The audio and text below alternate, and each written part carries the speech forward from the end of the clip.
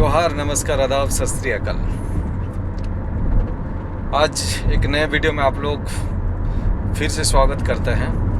आज 15 अगस्त है और हम लोग 80 जो इंडिपेंडेंस डे है उसको मना लिए हैं और पूरे ज़ोरों शोरों के साथ मनाए हैं।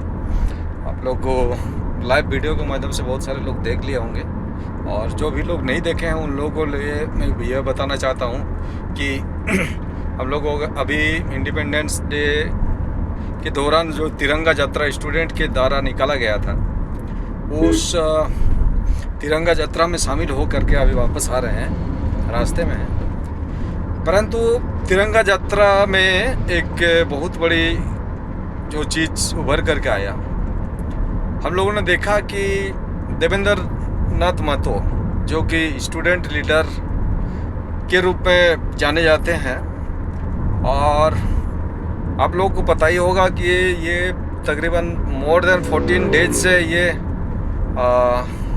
भूख हड़ताल पर हैं, रांची सदर अस्पताल में मौजूद हैं। फिर भी उनको इस तिरंगा यात्रा में यानी आज़ादी मनाने का जो आज़ादी का सबसे बड़ा महापर्व है, ये हम लोगों का 15 अगस्त को मनाया जाता है।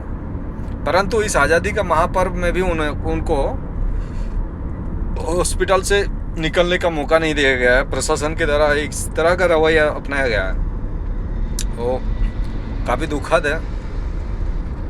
तो इस विषय पर हमारे वशिष्ठ नारायण जी क्या कहना चाह रहे हैं? देखिए, संविधान का आर्टिकल 19 ये कहता है कि कहीं भी आप किसी भी जगह में सरकार के नीतियों के विरुद्ध आप आंदोलन कर सकते हैं। और ये झारखंड में जो भी स्थिति दिख रही है कि परीक्षाओं में धांधली, भ्रष्टाचार, एक तरह से एक केओस का स्थिति बन गई है। तो उसको उससे निकलने के लिए सभी छात्र आज तिरंगा यात्रा निकाले थे। उसमें शामिल होने के लिए अगर क्रांतिकारी देवेंद्र नाथ महतो अगर आने को इच्छुक थे तो उनको एक स्वास्थ्य का एक बहाना देकर उनको वहाँ पर ज़बरदस्ती कैद करके रखा गया और उनको निकलने नहीं दिया गया। तो कहीं ना कहीं ये संविधान के अनुच्छेदों का उल्लंघन है, संविधान का उल्लंघन। प्रशासन तो कह रहे हैं कि उसका शारीरिक अवस्था हेल्थ कंडीशन उतना अच्छा नहीं है, इसलिए उनको बाहर नहीं निकलने दिया गया है। No, but the case is when he himself is eager to come to protest, come to join the protest, then why the government is pressuring to stop his movement and stop his eagerness? It is the fact. हाँ, ये तो आप बोल ही सकते हैं, but ultimately इसमें क्या निकल कर आ रहा है, इसमें किस चीज़ का भय था, क्या चीज़ था, ये तो कहीं ना कहीं किसी प्रकार का पॉलिटिकल कनेक्शन है। बिल्कुल है ना। पॉलिटिकल अगर कनेक्शन है तो फिर ये पॉलिटिकल कनेक्शन, देखिए, ये सरकार, जेएमएम सरकार, झारखंड में जो गठबंधन की सरकार है, उनको एक तरह से अपने देवेंद्र नाथ महतो के आने से कहीं ना कहीं उनको लग रहा है कि आंदोलन बहुत ज़्यादा और ज़्यादा उग्र हो जाएगा और एग्रेशन से और भी आगे कुछ प्रोग्राम होगा तो फिर धीरे धीरे सरकार पर दबाव बनती जा रही है। तो उस दबाव को कम करने की दिशा में ये एक प्रयास हो सकता है सरकार के द्वारा। और बाकी जो भी भाजपा नीति गठबंधन है उनको भी कहीं ना कहीं डर एक रांची में जिस तरह से आंदोलन में पूरे नेशनल मीडिया आकर यहाँ पर कवरेज किया और देवेंद्र नाथ महतो एक ग्लोबल देवेंद्र नाथ महतो एक ग्लोबल फेस के रूप में उभर रहे हैं पूरा ऑल इंडिया लेवल में। उससे कहीं ना कहीं एक बाकी सारे राजनीतिक दल को भी एक सुरक्षा एक इनसिक्योरिटी लग रहा है कि नहीं, अगले चुनाव में भी कहीं ना कहीं वो बहुत बड़े प्रतिद्वंदी के रूप में उनके सामने प्रस्तुत होंगे। तो देखिए, ये सिर्फ हम नहीं ये कहना नहीं चाहते हैं कि ओनली ही एक्चुअली देवेंद्र जी एक अभी तो ब्रांड बन चुके हैं। देवेंद्र महतो इस जो स्टूडेंट प्रोटेस्ट है इसको सबसे पहले से वो जिसको कहेंगे कि अगुआ है ना, उनके द्वारा ही स्टार्टिंग किया गया है। सब चीज़, सारे चीज़ को इसको एक रूप दिया गया आंदोलन का रूप जो सबसे पहले उसका पूरा स्टार्टिंग किया है ना, उसके बाद इस तरह की स्थिति पैदा करना एवं स्थिति पैदा हो गया है।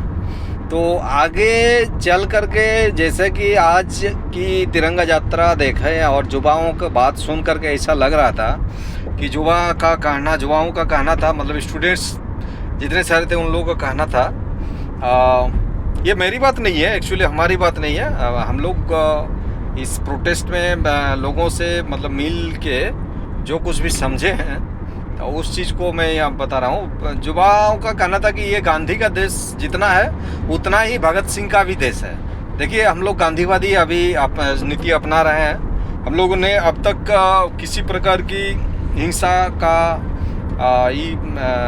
मतलब नॉन वायलेंस हो करके इस काम को करने का प्रयास किया है। हालांकि जो कुछ भी छोटा मोटा कोई वायलेंस जो भी हुआ है उसको बाहरी ताकतों का, पॉलिटिकल लोगों का वो कोई ये किए होंगे, बट अल्टीमेटली अभी इन लोगों का कहना है कि अगर सरकार ये गांधीवादी नीति से, फूल बरसा से, ये तिरंगा यात्रा से, इस प्रोटेस्ट से कुछ सोचे समझे और कुछ बनाने का मतलब रूल या फिर सीबीआई जांच के बारे में सोचे तो सोचने के लिए समय दिया है।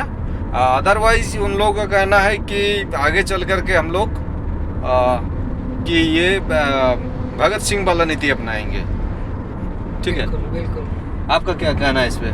बिल्कुल, ये मतलब जितना भारत की आज़ादी के लिए भी अगर 15 अगस्त को हम लोग उस दिन के रूप में याद कर रहे हैं तो मतलब उसमें जितने भी क्रांतिकारी सबको याद करना, सिर्फ गांधी ही नहीं था, साथ ही मतलब सुभाष चंद्र बोस था, भगत सिंह भी था। तो सिर्फ गरम दल का योगदान से ही भारत देश आज़ाद नहीं हुआ है, यहाँ पर गरम दल की भी बहुत बड़ी महत्वपूर्ण भूमिका रही। तो कहीं ना कहीं एग्रेशन और गरम दल मतलब उग्र एक आंदोलन का मतलब उससे प्रेरणा मिलती है। तो आज स्वतंत्रता दिवस के 80वीं वर्षगांठ में हम यही मतलब प्रण लेते हैं कि झारखंड के भी आंदोलन में अगर कुछ सुधार उस नरम दल के मतलब ये गांधीवादी नीति से अगर कुछ उस तरह का परिणाम हमारे सामने नहीं आते हैं, हमें नहीं मिलती है, तो फिर एक उग्र आंदोलन का भी रूप लिया जा सकता है। भगत सिंह और सुभाष चंद्र बोस का मतलब पथ पर चलते हुए उनके दिशा निर्देश पर उनके द्वारा जो भी किया गया था, तो वो एक प्रेरणा के रूप में हमें नई दिशा दे सकती है आंदोलन। चलिए, आज के डिस्कशन में हम लोग आज़ादी के महापर्व मना रहे हैं। तो आज़ाद हम लोग आज़ाद भारत में तो हूँ, बट वो जिस प्रकार के आज़ाद की बातें होता है और फिर उसमें कंट्रोवर्सी भी हो जाता है, है ना? क्यों ऐसा होता क्यों है? आर्टिकल 21 में यहाँ पर स्वच्छ वायु लेने का अधिकार, स्वच्छ नींद लेने का अधिकार है, लेकिन यहाँ पर प्रोटेस्ट में सभी बच्चे मतलब सोते हुए मतलब रहते हैं और उस बीच में पुलिस प्रशासन आती है और उनको एक तरह से लाइट भी काट दिया जाता है।